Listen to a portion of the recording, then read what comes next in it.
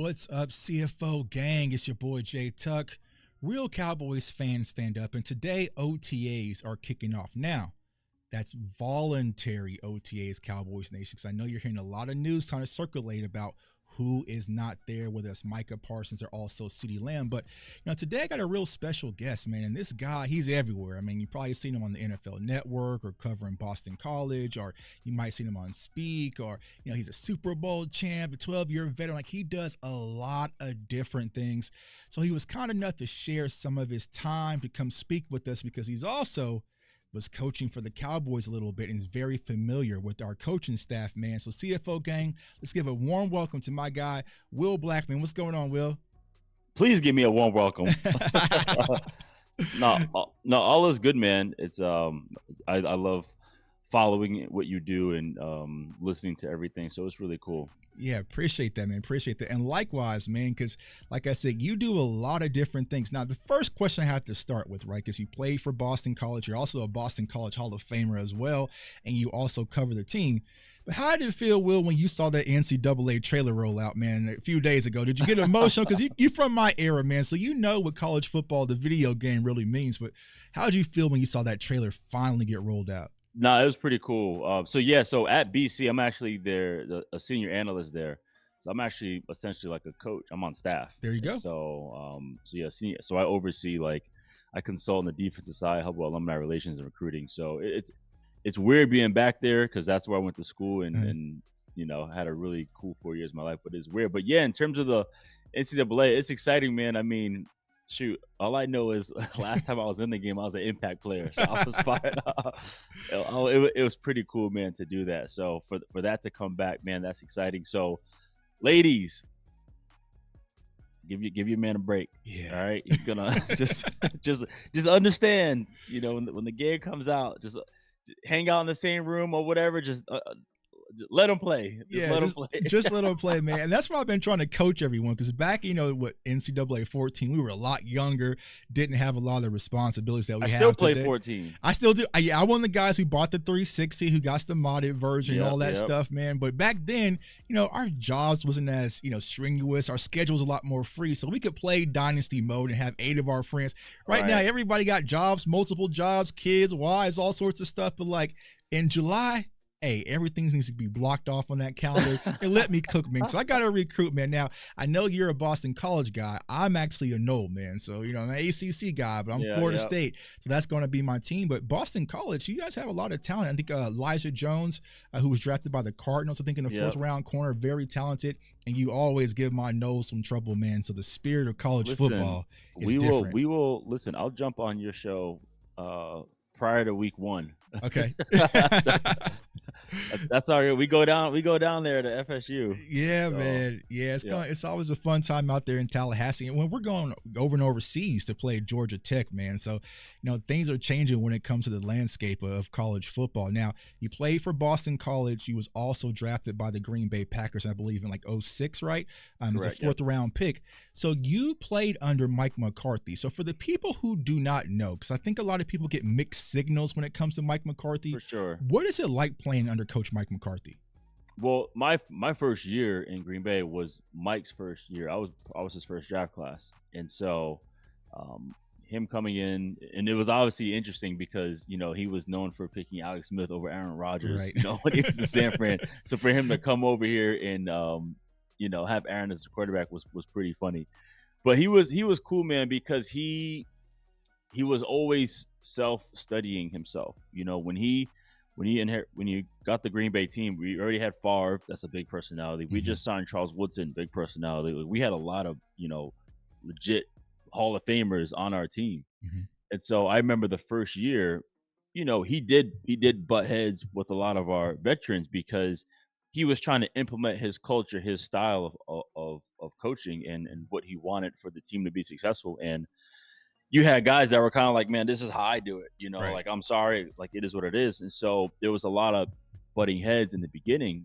But again, knowing Mike, he's like, how can I improve what I do to help this team? And so, when we had Charles Woodson, he was kind of like, I'm gonna just do whatever. And he would come out every game and get 2 picks. So it was working. But, exactly. But Mike's like, I need you to, help me out to help the team. So Mike realized, okay, there's a way I can implement my culture, but I have to treat certain guys different. Mm-hmm. I have to. There are exceptions to the rule. Like, okay, maybe Charles wants things done this way, but sure, work together to help Mike and help Charles. Maybe Brett wants this. Maybe, whoever, Donald Driver, Greg Jennings, like he was able to find a way to keep that player happy, but at the same time, in the same realm of making sure like it's still in the best interest for the team. I remember his number one quote was conflict is good. He always say conflict is good because he's like, if we are able to have a dispute, but then at the same time learn about one another, then it's going to help us grow, And so that's who he was, man. Mike he's very easy to play for. He's like, look, just like do what you do. Like, I don't want any penalties, no crazy mistakes. Just handle your business. I don't ask much of you guys. Like, you're adults, handle your business. And then being on the coaching staff with him, he's big on like family first. So if like, on top of all of our schedules, he writes, dads, take your kids to school. That's number one. Don't miss anything, like all that stuff. So Mike is cool, man. Mike's fun. I really enjoyed playing for him, and I love working with him in Dallas. Yeah, and you hear that a lot. Like, even like right now in Dallas, you hear a lot of the players who rave about Mike McCarthy. And, Dak Prescott spoke about it. It's like a lot of the conversations that we have, when it's just me and him in the room, it's not even about football. It's about life. He's getting me prepared. I think Dak even said that he told Mike McCarthy he was about to be a father before he even told his own brother. So it's like those types of things creates continuity and just that trust. And it comes to it's being in the locker room. Now, when you talk about Mike McCarthy's culture, what is the culture of Mike McCarthy? Because I think sometimes people get things mixed up. Like, is it hard nosed, blue collar? Like, how would you define the Mike McCarthy football culture? Yeah, I would say like he's, again, there's a fine line of like, okay, discipline, but he likes accountability. Like, he wants players to hold themselves accountable. He doesn't want to enforce too much of like y'all can't do anything, y'all can't do shit here. Like, no, he wants a really good culture and environment, and everyone playing for each other, everyone supporting each other, but at the same time, just be disciplined in what you do. That's why every time he goes back to just penalties, that's his, you hear that a lot with him, and that's his number one deal. So you're not in the building feeling all crazy, walking on eggshells, like I can't do this or I can't do that. And that's just him, man. He's not a crazy rah guy, but he does bring that Pittsburgh toughness in terms of like, man, we're just gonna go to work. Like, that's it at the end of the day. Love it. Yeah. Now, I know you talked about this story before about, you guys got off to a slow start and he put you guys in like some cheap hotels or something like. Oh, that shit was funny. Yeah. So what was like especially like we have like a Charles Woodson on the team. So what was that like, man? He tried to put y'all in the Super 8 motel or something. Nah, I'll tell you, hold on. I want to see if I can pull up our schedule, bro. This is so funny. Oh my gosh. Yeah, so I think this is the year.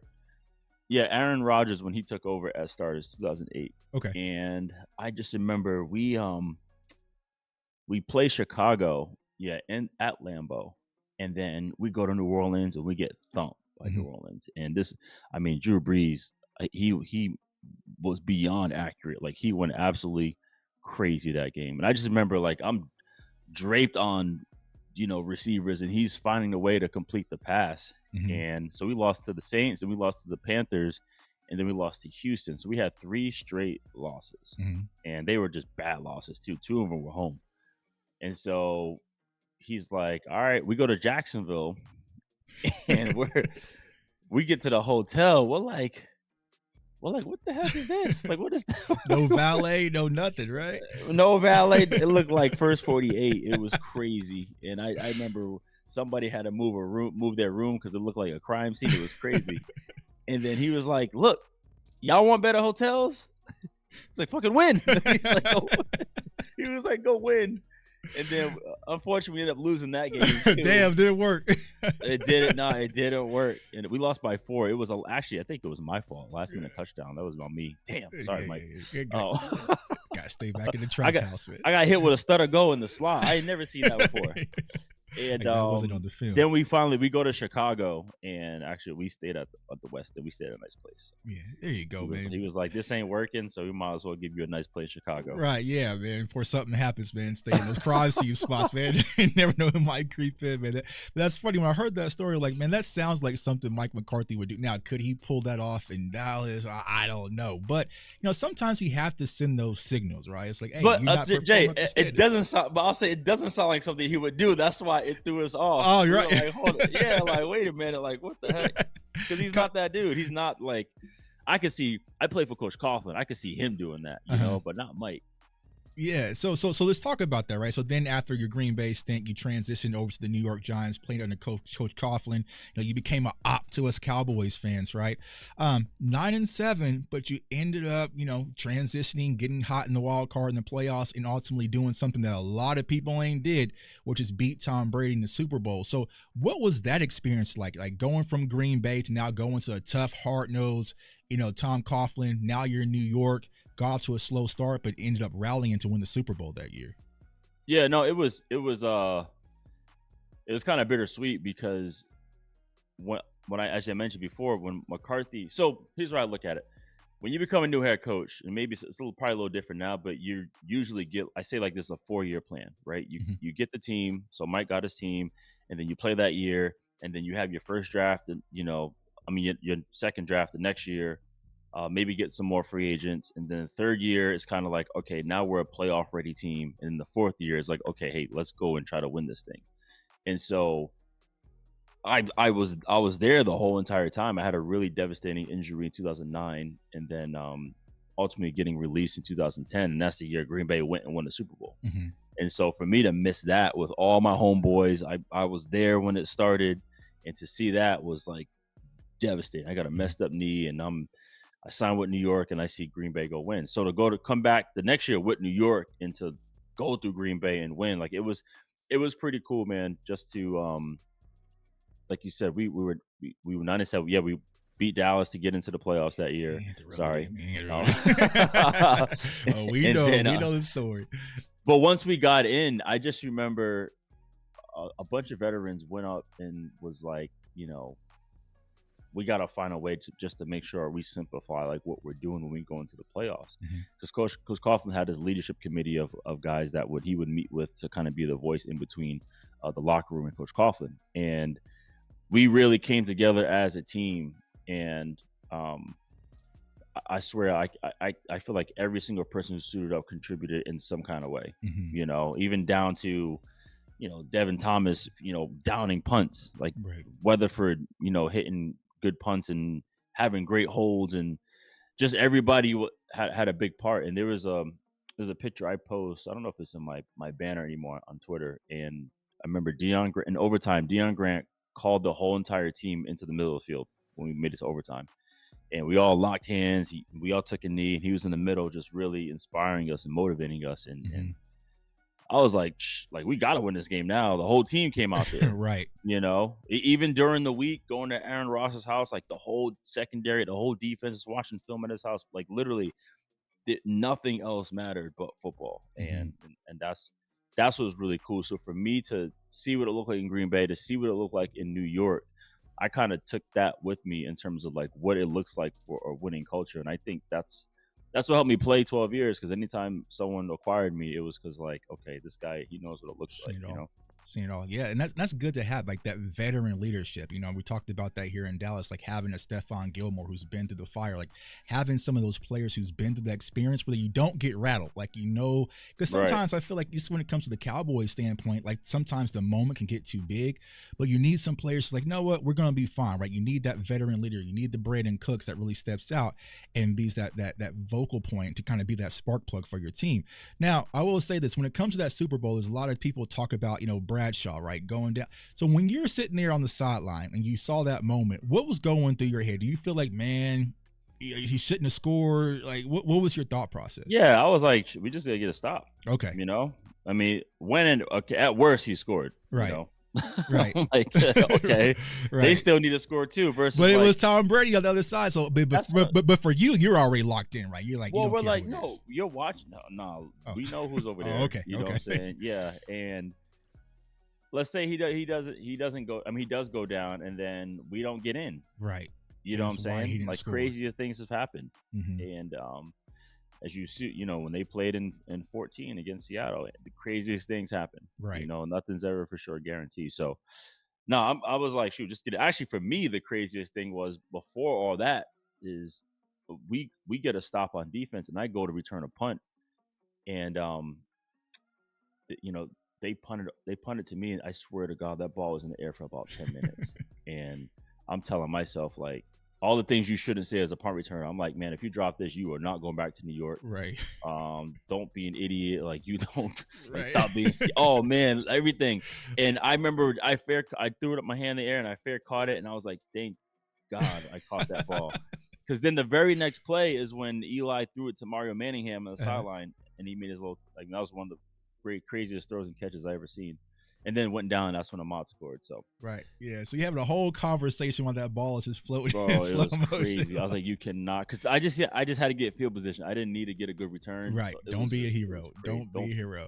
No, be a hero and catch that bitch. Well, yeah, let's catch it. Yeah, but don't do nothing. Yeah, don't do anything outside your skill set, man. You know what I'm saying? I know what you meant, though. Like, don't try to go win the game. Right, yeah. Like it's that one shining moment, man. Now, since you play for the New York Giants, and granted, I cover the Cowboys, we got a lot of Giants fans who watch my channel. I need this huge favor from you, bro. It's one massive favor. Will you tell Giants fans I am not Justin Tuck? You know what I'm saying? Because I get confused with Justin Tuck all the time. Like I get so because it gets pulled up like that. It's the J. You gotta change it. I'm sorry. Well, I can't change it. Well, here's the funny thing, right? So back when I was younger, like in college, right, I used to always type in J Tuck, and Justin Tuck will always pull up first in Google. So like Michael Jordan said, man, it came personal. So right now, if you Google J Tuck, I come up first. So I feel like it's my name, but I get so many Giants fans, bro, in the comments like, you're a traitor. How can you win a Super Bowl with the Giants and you're covering? I'm like, bro, we're not the same person. Like I get, it's the craziest thing, man. So you do That's that. Your fault. It's not my fault, man. I'm the number one. I'm number one right now. Google it, man. I'm number one right now, man. But salute to Justin Tuck, man. Maybe one time we have to do a show to show that there's two of us. Now, you transitioned after being a Super Bowl champion from the New York Giants to the Seattle Seahawks, where you were under Dan Quinn, who was the former defensive coordinator. So for the people who do not know, because this is the hot topic button we're kind of talking about on Instagram that led to this whole show, what is it like to play under Dan Quinn as a defensive coordinator? Yeah, it was like I said, well, first of all, it was pretty cool to when I first went to Seattle. And I would say this, after we won the Super Bowl, just a quick story. After we won the Super Bowl, I had zero offers, no calls. And usually after you win, every team wants to pluck those players off the team. Right. And I got nothing. I know I didn't play much on defense. I was predominantly special teams, but I was still pretty young.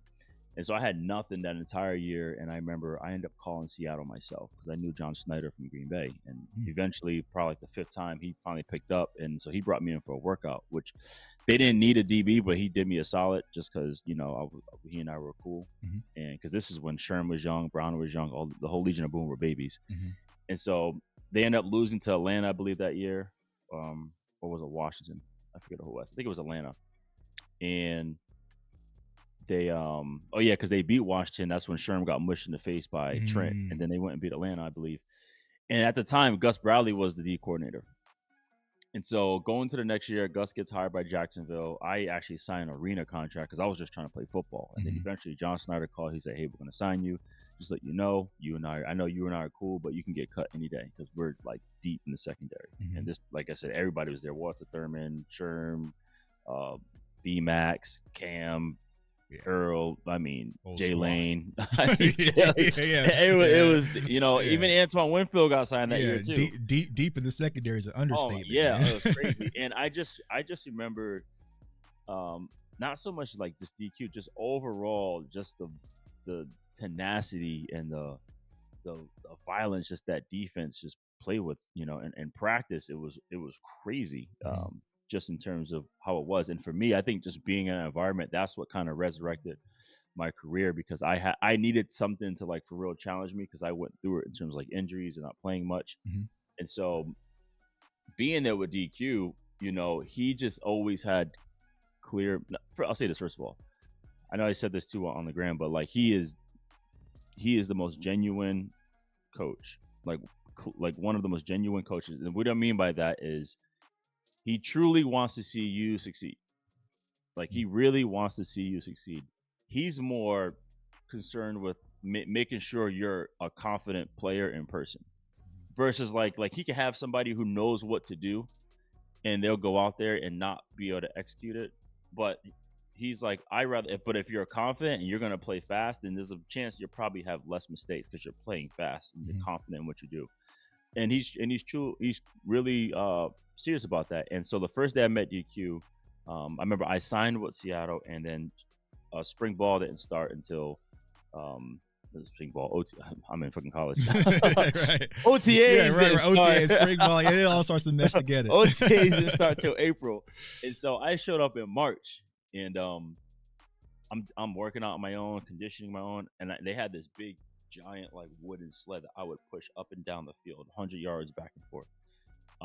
And so I remember DQ, he used to always walk up top, and he came down one day. He goes, "I see you pushing that sled every day." I was like, "Yeah, it's pretty cool if you want to get in." He was like, "Yeah, sure." So every morning, me and DQ will push the sled. Like that's how I met Coach.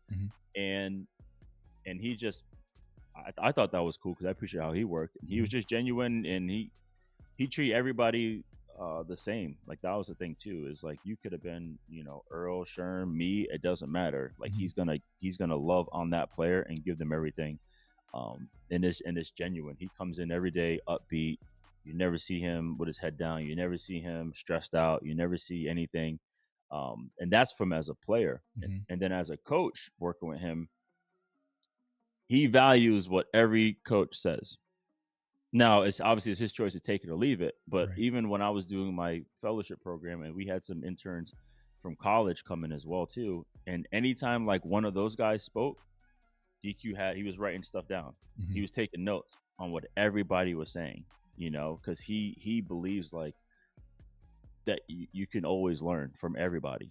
And I connected with that because even when I was a veteran leader on the Commanders, Redskins at the time, like we had rookies that maybe saw something different. And I was like, okay, let me see what he sees, because if I can see what he is seeing, then we're able to now communicate and be on the same page.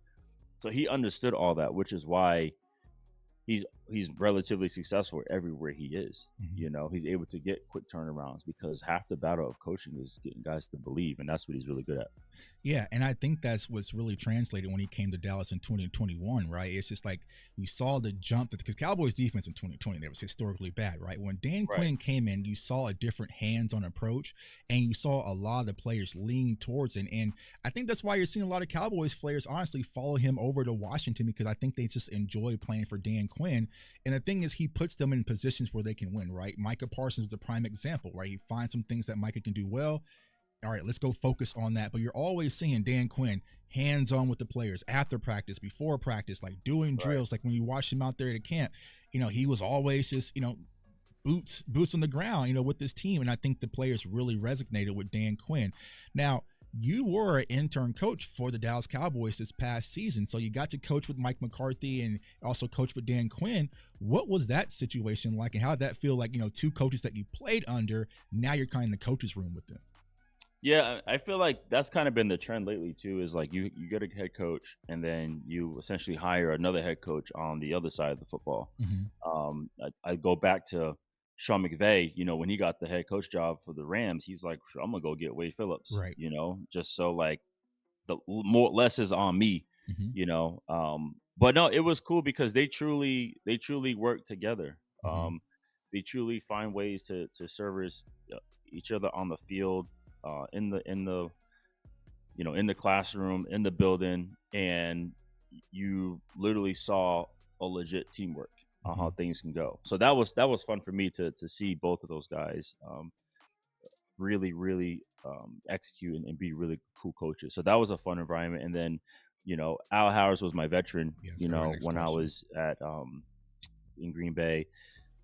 Joe Witt was my punt return coach. So Scotty, you're familiar territory. Yeah, Scotty McCurley was a QC guy. So it was really cool just to see those guys evolve and be where they are. So that was also fun to see that, because that's how small the league is, man. I haven't seen some of those guys since the early 2000s. Mm-hmm. Yeah, and see them translate, right? Because you mentioned Coach Al Harris, and Coach Al Harris just got promoted to a new position in Dallas. But, a lot of people talk about the pass rush, the Dan Quinn defensive tackles, and also some of the linebackers. But I felt like our secondary core was one of the best in the NFL. Unfortunately, Trevon Diggs went down. So what is Coach Al Harris like, man? Because I had Des Bryant on a few weeks ago, and he said that Al was one of his toughest competitors that he went at the cornerback position. So we know that he has that dog. But what is Coach Al Harris like? Because I see so many of the secondary players rave about Coach Al Harris, Trevon Diggs, Wanye, the list goes on and on. So what is it like to play for Coach, and what is he like in the locker room? Yeah, and it was really cool to see Al as a head coach. As a position coach, because when we were together in Green Bay, like he was more of the technician. Like, okay, I need to practice, I need to be out here, I need a technique, like keep it simple for me. So I can just go out there and play. Where Charles was the more cerebral guy. He was the one that thought he played nickel, he played safety, he played corner. He knew situational football. He would steal plays. Like that's how Charles was. Well, Al was like, I'm right corner, lock down. This is what I'm gonna do. And so I think for him, he's big on keeping things simple. And I think that's when it benefited when Trevon was out there. He kept it very, very, very simple for Trey. And I know you mentioned Gilly and Cooks coming over, and I think, not to go off topic, but I thought when those two came, that was the best thing that happened for Trey and the best thing that happened for CD.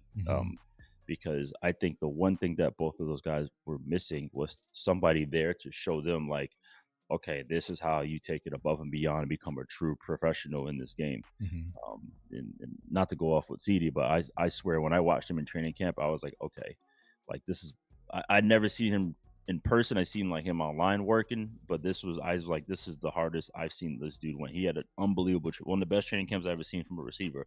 And obviously it paid off for what he did during the year. Right. But yeah, just Al in terms of just keeping things simple. And he's a great student because he takes a lot of things he's learned from a lot of his coaches. One of the big mentors he had was, Emmett Thomas, was a, DB coach that he had. And then him playing with Bobby Taylor and Vincent over there, Troy Vincent, playing with them in Philly. He was with Andy Reid. He got to see a lot of what's going on. He played with a lot of great defensive backs that he got to learn from. So for him to bring all that to Dallas, you saw, what it turned into. Yeah, and we definitely love Al Harris, man. We had to tie him down, man, so he didn't go over there to Washington because I was getting a little nervous, man. But like I said, you see a lot of the secondary players and just the defensive players, man, they rave about Coach Al Harris. And so, I definitely love what he's able to bring because we call him the Fighting Al Harris's, man, because we got some dogs out there in Deron Bland and also Trevon Diggs. And then hopefully Gilmore returns, right? But we have a strong secondary and a lot of youth out there at that position. Now, you played for the Giants. You won a Super Bowl. You also had some time at Washington. But everyone but Philly. Yeah, so well, good. You know what I'm saying? Because you wouldn't be allowed over here. If I saw the Eagles helmet, I was like, you know what? We're not going to have you Hold on. Hold on. I got to get the helmet up out of here, man. That's my Pop Warner helmet. There you go. My Pop Warner was the Eagles. But let me ask you this, right? From a cultural standpoint, because you talked about the culture in Green Bay, how was it just being in the building in Dallas? Like, was it different? Was it the same? Like, what are some of the things that you noticed? Like, all right, man, this is a different type of beast. Just being. You already know what I'm gonna say. I mean, I'm just asking questions, man. I'm just asking questions. Look, well, first of all, I love the Star, man. It was that place it was fun and entertaining, but the number one thing for me I had to get used to were the tours. Yeah, see? You already know the nonstop tours. And literally, like they come right by where we are, like in meetings. Yeah. So it was funny for me. Like we're sitting there, like hanging out, talking, and then you just see a crowd walk by, and I'm like, like what is this? Is all day? This is all day rotation, all day. Yeah, it's literally they walk by us, and it's like, hey man, don't feed the animals, man. Right. Don't knock on the glass. Like that's what it felt like. See, so a funny thing. So Dalton Schultz had came out in a conversation on the podcast, and he kind of mentioned that in the weight room. And I even spoke about it because I remember the first time I did the tour, because you can walk around, you can watch the players lift in the weight room and everything, and we can see them, but they can't see us, I believe. Right. That's so what's funny. It's a one-way mirror. So I remember Sean Lee and LVE were right here, and they were just like doing some power cleans, right? Just business as usual.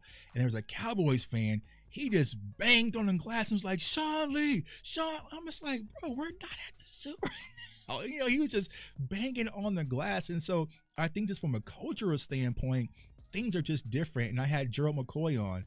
He's a good friend of mine. He was saying that when he came in Dallas, like he remembered that, the chef, like he knows what he wants to eat, how he likes his omelet made, like all these different things that you don't get other places. And I think a lot of fans don't understand what we get in Dallas is a lot different when it comes to spectacle. It's totally different. Everything is top line. And sure, same thing. As soon as I walked over, they knew they already had my tray ready. Yep. They already knew, unless I wanted to change it up. And so, but just working there, everybody was great. Everybody was cool. For me, they allowed me to work with the players and also work in the front office with Will McClay, and who I think is just brilliant. Which is I can see why they ain't letting him go anywhere. Yeah, and Will McClay, we trust, man. That's the only thing gives us our silver lining, man. Is Will McClay. That man knows. He's like Sean McVay knows plays. Will McClay like knows players. Like he'll tell you everything and about everyone. So, it was a really, really cool experience. The whole reason why I did it is to see if I even wanted to get into it. And there were times where we're there for 14 hours, man, the long days, and I was still having so much fun. Like the training camp in Dallas, outside of when I played in Seattle in 2013, that was fun as a player. But this training camp in Dallas, here at Oxnard, it was really, really cool. Just a lot of cool, because I got to, plus you got to spend time with players. Like I spent a lot of time with Dak and really got to know him, man, and really got to see Dak's a really, really, really good dude. Yeah, so elaborate on that. So he gets a lot of flack, right? Cowboys in-house, like fans, so from your lens and your perspective, like who is Dak Prescott off the field? Let's start with off the field. Yeah, off the field, man, he's just a genuine, caring person. We had a cigar, one night on Oxnard. I would come out every night and sit by the fire pit. So everybody knew where I was. I came out by the fire pit, so people would just join me, and he came out there one night, and it was super cool, man. Just super genuine, and was really trying to do everything he can to make sure he's leading in the right way for the team. So every night is me, Scott Golnick, the PR guy over there. Like he and I would come out every night. So one night it's maybe Stephen Jones wanted to come and hang out. One night Dak comes out. One night, a lot of media people would come and hang out. But it was just cool to see he's truly trying to do everything, the right way to lead. And he knows being a quarterback for Dallas is different. Right. It is different, and it's you have to lead in different ways, because obviously the hierarchy, you have Mr. Jerry Jones, and you have obviously you have Mike McCarthy, and then the quarterback. So it's just different, and he knows that. So just for him to be in his position is a success, to get where he did, how he did, and he knows what it comes with playing that position. He knows that no matter how well you play, how bad you play, you're going to get scrutinized. And he's like, it is what it is, but he enjoys it. Yeah, he rises above it, man. Yeah. So for you, someone who's won a championship, a Super Bowl championship, you've been through the fire, 12 years in the NFL, what would be your message? You're the leader, right? We're putting you in the Dallas Cowboys. What would be your message to these players and this team to help them get over that hump? I would say, well, the hard thing for me is because I wasn't there during the season, and when I watched them from afar in 2022, I'm like, man, there's a lot of really good players on this team, but are they playing as together as they need to be? Because at the end of the day, that's what it comes down to. It's we're nameless, we're faceless, we're one unit, and we're playing. And when I came into OTAs, I was still looking and curious to see what it was like. And then I can tell there was a different beat because it's like, I'm like, I hope they come into this season feeling like, man, like we're one play away, we're one whatever away, and they went in and made those 2 huge transactions offseason. That's why it was funny when people were tripping about them making moves. I'm like, they made all their moves before the season even started. Like that's like what do y'all want? They made all their moves before the season started, and they signed 2 all-pro starters, right? Which is a big deal. Huge deal for us because we normally huge do it. Huge deal. Yeah. So I just wanted to see like what was their mindset like coming back, because when I remember when we lost to Arizona, I was in Green Bay, we lost to Arizona, and Coach McCarthy felt at his knees when that crazy play happened, I think with Gerard Parrs and Aaron Rodgers, and they lost that game. Because our 2019 was legit. To come into the next year, it was different. It was like, yo, like, let's go. Like, everyone get out the way. If you're not with us, leave.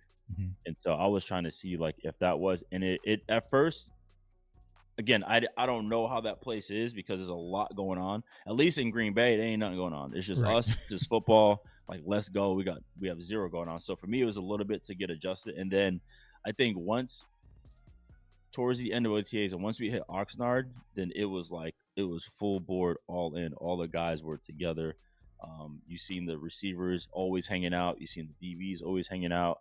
I mean, Mike let Micah go to the Crawford fight, mid training camp, which I was like, never seen that. Right. Never seen that. Yeah, like Mike McCarthy, Micah asked him, he was like, yeah, just be back by the next day. He was like, cool. And which for me was like great, because again, Mike built that trust and that accountability with his players.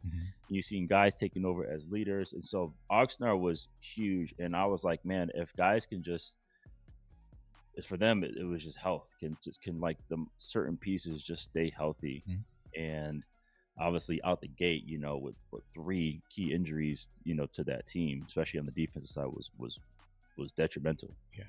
Yeah, I feel like for me personally, that took a lot of wind was when Trevon Diggs went down, because I felt like last year's team, like we had everything that we were really needing. When Diggs went down, it's just like, and he had a phenomenal camp. Yeah, I was out there. He looked different. Like Diggs looked different. Like it felt like he owned the place. Like he grew. I feel like he grew up in like a few months, because even. So in the media room, I sat in the back row. It was myself, it was Steph, and it was Trey. And the cool thing with Steph, with Gilly and Trey right there is like Trey really got to see the real student part, And so Gilly and Trey, they were just watching film together the whole time in the back of the room. Like, okay, hey, look at this play. What do you think of this play?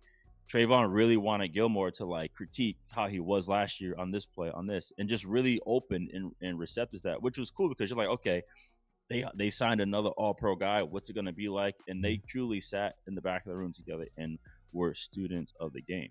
And so even now in meetings, Coach Al would challenge Trevon, and Trevon was a way better student. And so he elevated that part, and he started doing. It sucked too because he started eating well. He started eating healthy. He started doing all these, like, he was physically, he was in shape, and so he was having an outstanding camp to go ahead and take over. I was like, thank God he got paid. First. But yeah, he was. I was excited, and then we already knew, like, watching Duran in camp. Like, I saw maybe one practice, I'm like, okay, this dude's legit. That's why when Trevon got injured, I was like, I'm gonna sound crazy, but they may not miss a beat. Right, because Deron Bland is one of those ones. If anything,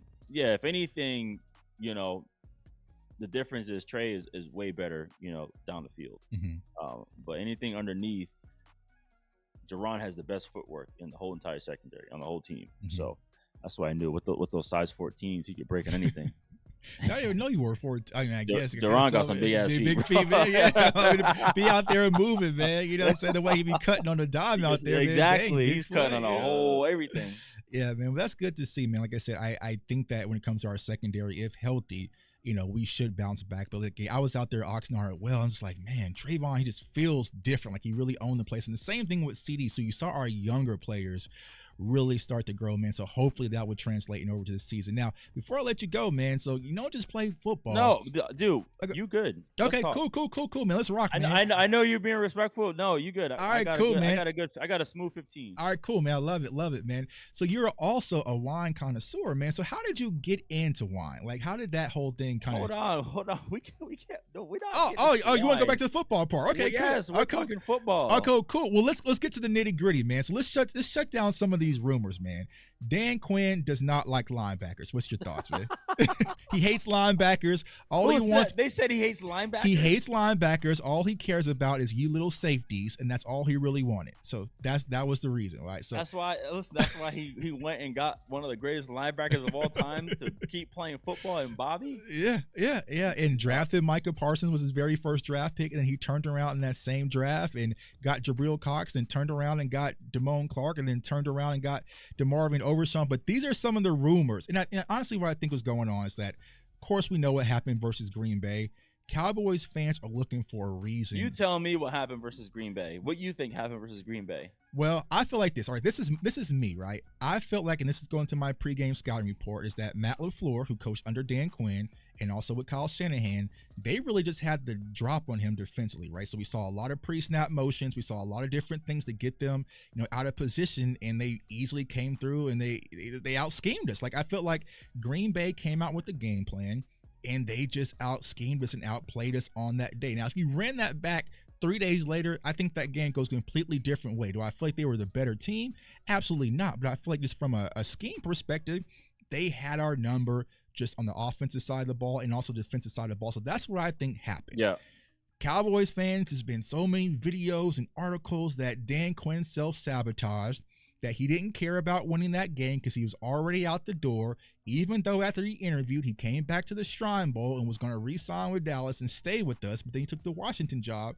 So that's what I believe. Of course, they don't listen. Cowboys fans don't listen to me. They don't listen to me. So what's your thoughts? But they should. Like, who's closer? I mean, I don't know, man. Like, I try. Between you and Patrick, like, who's closer to the building? I mean, I don't know, man. But here's why. Like, I just think that it's a lot of emotion going on after that green. And like I said, it hurt. Fine reasons, but it's like, but my thing is, why would he self-sabotage? I mean, I'm sure people are like, okay, what over the sabotage thing? Which is, again, that's crazy because you have an outstanding defense. You're so close. And why wouldn't you want to win a Super Bowl with the Dallas Cowboys? Right. I mean, yeah. my God. And you turned down opportunities before. Like, this wasn't the first offseason that Dan Quinn has. No, he's been offered every offseason. Every offseason. That's what I'm saying. So he wouldn't just self-sabotage, right? And I think a lot of people are coming with this whole narrative as well, is that with Mozzie Smith, like Dan Quinn put Mozzie Smith on Weight Watchers and told him lose 40 pounds or else. So it's just all these. I get it, right? He's an op now. He's in Washington. They're trying to just plant the gun in his, all these things don't make. Like I said, that's not how it is, man. It's so funny, right? And he based on his mindset, like, he loves linebackers. He's a run and hit mentality kind of dude. Like, that's who he is. I mean, yeah. You know what I'm saying? So I think, if anybody, you're the closest in terms of your assessment, because if you watch the games, first of all, let's talk about that type of defense, the Seattle DQ, Gus Bradley, Pete Carroll type of defense. Your linebackers have to be legit in terms of obviously trying to stop the run, but coverage and being cerebral. Because you look at those Seattle teams, who the guys who made the plays, obviously Legion of Boom got all the love because of what they were, how they played together. But obviously Bobby Wagner, Hall of Famer, one of the most beloved people in Seattle Seahawks history, KJ Wright, Super Bowl MVP, Malcolm Smith. You know what I'm saying? Like, if those guys underneath are doing what they need to do, then that goes a long way, because in that cover three, you have your weak hook issues, you have your strong hook issues. You got to make sure you fit the run, make sure you attack the right gap. If there's trips, meaning there's 3 to one side, you got to watch the inside guy, because you're already out leveraged, because you have to apex, meaning split the difference between your man, the end man on line of scrimmage, you have to split the difference because you have to stop the run and stop the pass. So those guys have to be insanely smart, insanely physical, and insanely athletic because you have a lot on you. And watching the game, LaFleur attacked. He attacked the hook, the seams. He attacked those issues and got guys out leverage. You know, there was a pass, you know, to I forget which tight end it was, but it was literally he was at number 3 and ran a quick out, and which was a long way to go. Yeah, it was Luke Musgrave, I think. Yeah, which was a long way to go for, you know, Damone Clark. And then obviously, you know, it's no secret. People are like, oh, the blueprint to run the ball. Like, no, everybody was running the ball because you had, you know, Marquise Bell. Right. You know, now why was Marquise Bell in there? Because he knows he's the next guy that knows the defense the best. Right. So it's like, well, and also injuries, right? Because that's what I'm saying. Like, right. Going back when we lost Overshawn in Seattle, you know, in training camp, that was huge because he was having a great camp and he was going to obviously do well for us.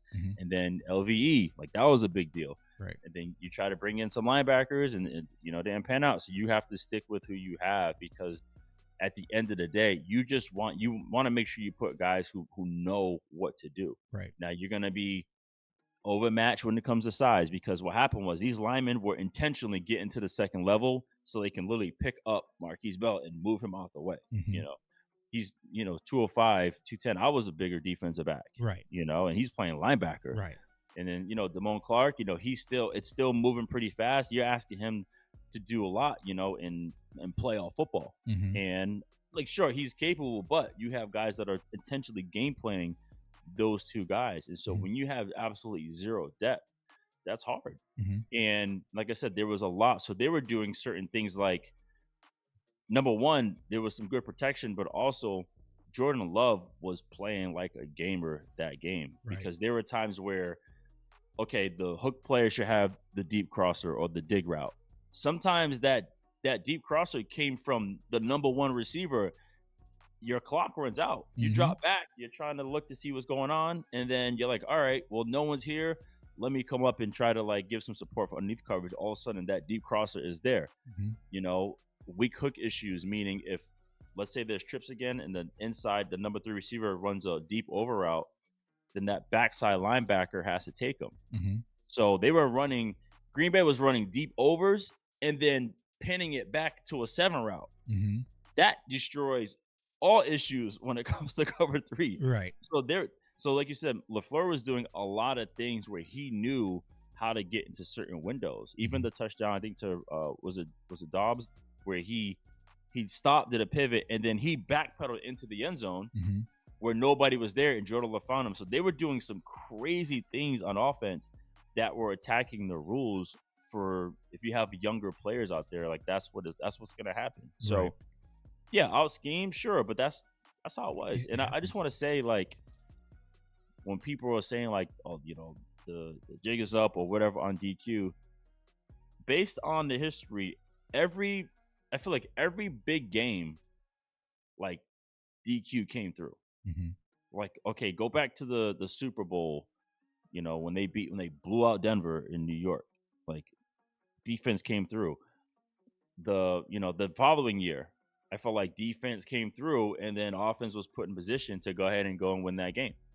You know, even the 28-3 game, I felt like defense came through. Obviously, it's hard when you keep on the field a lot, you know, in the second half, but I feel like defense came through. A lot of situations, I feel like defense came through. So the one game where you're like, okay, defense should come through because it always does, and it doesn't. Now it's like, man, DQ is horrible. He's awful. And it's like, come on, man. Like, there's a reason the guy is still sought after. There's a reason why, you know, he came in. Dallas was bottom half, like 28th in defense, immediately top 5 instantly. Top 5 the next 3 years. You know what I mean? So the thing with him, with DQ, he understands situational football. The things that they did well, they take the ball away. They're good on third down, you know, and they do enough on run defense. But it's hard when you don't have those guys in the middle. That's what it's personnels and matchups, and that's what it is. See, Cowboys Nation, like, so I don't know how many more people can y'all hear this from. Listen, like, it wasn't a self-sabotage, right? People act like Dan Quinn throwing the game or different things like that. Like, no, it's just sometimes, and Wanye had mentioned this when he came on the show, it's like, hey, bro, it felt like everything that we had, they just had an answer for it. I'm just like, yeah, right. I mean, but that's how it is sometimes. They had to drop on you, yeah. That's how it is sometimes, and as I mentioned, when I was in New York, we want our defensive game plan to be simple. Mm-hmm. Like, we don't need 800 plays, 800 checks, because that's not how you play. Mm-hmm. You find you have less defenses so you can perfect them, but you have to know where your issues are. Mm-hmm. And sometimes when things are going fast and people moving around, you tend to forget. Or when you get fatigued, when you're let's say I am Marquise Bell, and every time they run the ball, I got a big ass lineman trying to suplex me every single down. Right. And so I feel that, mm-hmm. Now my body's beat up on fatigue, and I'm like, okay, is this guy gonna come to the second level again and try to, block me? Mm-hmm. Oh shoot, no, I got a guy going to the flat. Right. There's a lot that goes on mm-hmm. that requires that type of experience, which is why, again, okay, I'm gonna start a team. Let me go get Bobby Wagner. Right. Because Bobby Wagner can still play at a high level, mm-hmm. and people are going to see exactly what Bobby Wagner can do, because he essentially is going to be another coach for me as he's playing at a high level on the field. Mm-hmm. Like, that's why you go get certain players like that. Mm-hmm. That's why you get Cooks. That's why you get Gilmore. Or Zim just went and got Eric Kendricks, right? You just need your translator. Yeah, right? You need guys who can play. Well, Kendrick, exactly, because Kendricks is Zimmer's guy. Mm-hmm. Same deal. Mm-hmm. You know what I'm saying? So, but yeah, that's why I'm like, instead of like saying the whole self-sabotage or people got the drop on what he can do, it's like, no, like, people have been trying to stop that defense ever since that defense was killed. Just like everyone's trying to stop the Shanahan offense. Mm-hmm. Everybody's running the Shanahan offense right now. Mm-hmm. You know what I'm saying? And the only person that really gets it is Spags, because right. Spags has seen everything. Right, exactly. Yeah. And so yeah, I just think, it's just lazy narratives that kind of get circulated, right? Because we're looking for a solution. Now, another lazy narrative, just from your standpoint, right? Because you were briefly in Dallas. How is Micah Parsons from afar? Like, how is his work ethic? How is his leadership? Like, when you sit back and watch Micah Parsons, what really stands out when it comes to Micah? I think Micah is one of the most competitive people I've been around. He wants to win at everything and anything. He's challenging people to anything, everything, in the room, in the building. He don't care if it could be paper football. You know what I'm saying? And he's trying to win. Mm-hmm. And so, yeah, I think what Micah is, what was the hard thing for him is, like, he shot up to the stardom board early, mm-hmm. like instantly, mm-hmm. and rightfully so. And also too, he has a big voice when it comes to speaking, and so that's a lot of things. And so it's kind of like with our society is like, they want us to be good, and then like, all right, but relax at the same time, right? You know what I'm saying? And I think it's hard for them to accept that Micah being so young and having so much success early, that he's already a leader, on the team, being mm-hmm. young. And sometimes, and also, he says what he wants, and right. so yeah. people don't like it. But Mike is great, man. And the one thing that I will always say is, you get your work done Monday through Saturday, and he definitely does. Mm-hmm. On the practice field, he's full go, let's go, like, where Mike has to monitor him. So sometimes he may not be out there because we want to make sure, like, his pitch count is good, mm-hmm. because he practices so hard. So I think Mike is great. Yeah, man. I love Micah, man. Like I said, there was a lot of lazy narratives all season. Like you said, man, sometimes when you come in and you hit the ground running, they just put you in this certain stigma, right? It's like, because you're like, it's like kind of a musician, right? You're trying to top your last hit record. It's like, man, you already had classic album after classic album after classic album. What people...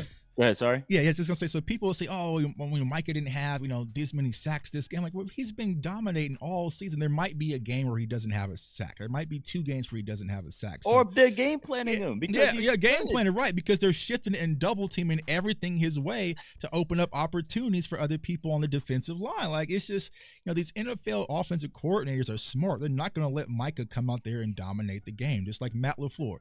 If I cannot let Micah Parsons disrupt this game and don't give up the big interception to DeRon Bland, then that changes things and puts things in my favor. Real simple concept. it's like, okay, if Mike is getting to us, we'll get the ball out quick. If there's good protection, then we got deep delivering crosses, and that's Right. what we would find out. So it's I don't know, man. It's interesting. So I want people to know too, because I worked in TV, right? I worked at Fox, I worked at NFL Network, and they got it. So Cowboy fans, you need to know. Yeah, what's the truth, man? If anybody knows, you know, man. That you are on the slate every day. It don't matter if there's nothing going on. It is find something Cowboys, right? Okay, or find something Lakers. Find something there, and then we'll get into the big news. Like there's always going to be something there. It's always going to be Cowboys. So just know that the most profitable franchise in the world will be talked about. It comes with the territory. Because I know a lot of people are like, why are they always talking about? Because they got bills to pay, man. They got bills to pay. You know, like they're gonna get emotion out of y'all one way or another. Trigger, so man. Always is top of the slate is Cowboys. What can we talk about Cowboys? Just know that that's just what it is. It just is what it is, man. And here's me at the ground level, always trying to fight these battles. Like sometimes you gotta know how to pick your battles, man, because we can't fight them all. Now, before I let you go, you got the wine company, man. So tell me a little bit, how did you get into the wine business and become a wine connoisseur? Stress in the NFL. Start drinking. Okay. There you go. No, I always enjoyed it, man. And then it was cool. My rookie year when I got drafted to Green Bay, we signed Charles Woodson, and Charles was already heavy in the wine game, which I didn't know. He had his own wine called Charles Woodson Wines and 24 Wines. And so also to mention, the Raiders, they had training camp in Napa, which is like, that's totally unfair. Right. And that's such an unfair brand. Right, like, right. Let me have training camp in Napa. Yeah. And so it was cool to someone that I followed in college and watched growing up, and to be in the wine space, African-American athlete, like he checked all the boxes. I didn't know. I thought you had to come from a wine family to be in the wine space. And so every away game, he would take us out to dinner. Like, it was pretty cool. He would, buy really cool wine. And then I just wanted to know more. So I started like reading magazines and websites and just trying to study the whole deal. And then I ended up seeing this documentary called Somm, where they offer the quartermaster's sommelier certification. And so after watching that, I immediately found a school near my house and took that exam. I'm on Washington now, so I had a whole wine journey, just like learning and trying to figure it out. I ended up getting certified through WSET, which is Wine and Spirits Education Trust. I passed level 2, and then I did quartermaster's level 1.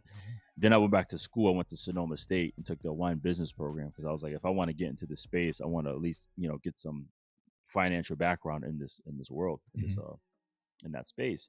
And so after doing all that, I'm like, I want to take everything that I learned and share it. So I created the Wine MVP, which is a wine concierge company to help like elevate your wine experience. So we have a wine club right now where I pick 4 bottles and send them to your house monthly. And then we also do like cool events all over the place. I help guys with their trips. There's a couple of NFL players that'll be in Napa in a couple of weeks. Okay. I call and curate their trip for them. We do private dinners. So, we've done dinners at celeb's house or brought celebrity chefs. So it's pretty cool. Cool, man. I definitely have to sign up for it. My wife, she's wine. Like she's wine. I'm more of a margarita guy. You know what I'm saying? I like a margarita guy. You know what I'm saying? But she loves her wine. So I have an anniversary coming up this weekend. What's a bottle of wine I must go grab from the store right now? You're probably gonna say yours, but it's like what is it? No, I don't have my own. Oh, wine. You don't have your own. Okay. Actually, that's my next step. I'm gonna start making wine soon. Cool. So I don't know what kind of wine does she drink? Oh man, she has bottles on bottles delivered at the house. There's so many. Do some homework and see like what brand, what varietal she has the most, and then shoot me a text. Yeah, because I'm more of a Chardonnay guy. I'm gonna text you like, man, what is this? You know what I'm saying? Yeah, go through, see what bottle she has, and then shoot me a text. Cool, man. But my God, man, thanks for coming on, man. Let everybody know where they can find you. And also got some youth camps and stuff going on, man. You stay busy, man. Like you stay on the go, man. So what? It's because there's a lot of people I want to help. That's good, man. And so if I'm in position to do that, like work, like it's cool going back to Boston College, but the main thing is like, I wish I had me in college. Right. You know what I'm saying? Someone to be there and really give you the game. Same thing. Why I went to Dallas. I wish I had me in Dallas. My youth camp is back home in Rhode Island. I wish I had a youth camp. It's July 6th, Blackmon Football Academy. So even coaching my kids, I wish I had me. So that's the whole reason why I do all this stuff, is because I went through it. Obviously my father and I, my brother, we went through it, but we never knew what we were supposed to do. So we just went through it. versus like someone really giving you the game. So that's why I do anything, man. That's why I'm everywhere. Even in the wine space, there's a lot of people who are trying to break into the wine world. They don't have many resources. So I develop a really cool network where I can help. Hey, you want to do something, you want to make wine, I know somebody. You want to sell wine, I know somebody. You want to serve wine, I know somebody. You know what I mean? So that's perfect, man. Same deal. And it's good. I think it's even more important these days, especially with these kids and these NIL deals and different money flowing around. Like, they just need someone who's genuine and has their back and can be a mentor, man, that can really lead them. Man. So salute to you, bro. Keep up all the great work. We're going to talk, man. We're going to have to play some games with NCAA as well, man. And we're definitely going to have to link up, man. But like I said, thanks for coming on. I know Cowboys Nation, y'all going to find this interview valuable, so y'all can go back and tell everybody else to cut out all those rumors. So now we can just focus on camp. And man, go to Tallahassee. Tallahassee?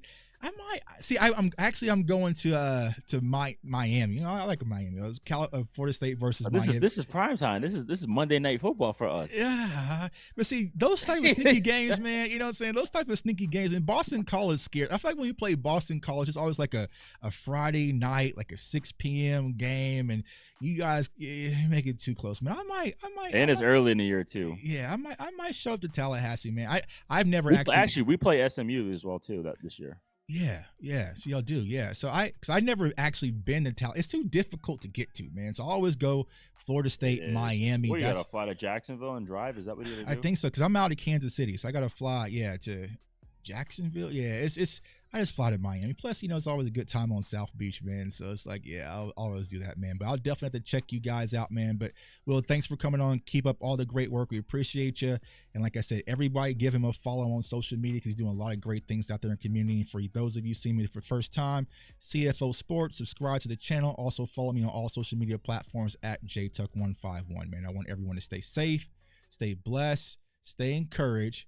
And stop all these Dan Quinn rumors, please. Can we move on now? He's such a nice dude. Man. What are we doing? I met DQ a few times, man. I'm like, why is he getting all the hate, man? This has been constant battles, man. But we don't get this far without DQ at all. At all. I think people forget how bad our defense was during that. We lost Dak. Not only did we lose Dak in 2020, but we had the historically worst defense in like NFL history. Like 2020 was a whole bad year to be a Cowboys fan. Look, when OBJ had that reverse for touchdown, Cleveland. That's everything you needed to see. The only bright spot we had was versus Dan Quinn with that watermelon kick. That was it. It was all downhill after that, man. So stop hating on Dan Quinn. We will deal with Dan Quinn when it's time to face Washington, but he was not the biggest issue in Dallas. There's a lot of other issues that we won't talk about. All right. Well, appreciate y'all, man. Thanks for tuning in. Y'all have a good one. Peace.